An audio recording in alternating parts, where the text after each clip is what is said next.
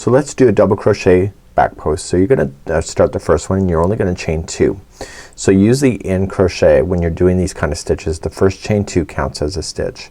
So your very next one is gonna be the next post that you run into.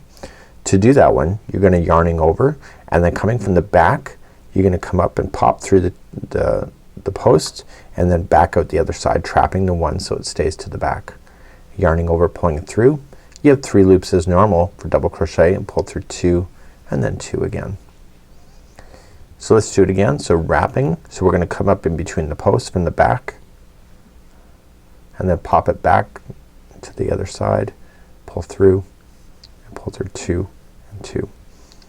So you just keep on doing that. Once you get the rhythm of this it goes really quickly. You see this used quite often in designs and hats and clothing, and this is called the double crochet back post.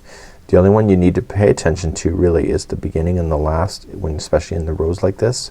So because the double crochet is lower in the stitch work, when you're doing this the very last stitch should be a half double crochet, and we kinda did that in the very beginning by chaining 2, didn't we?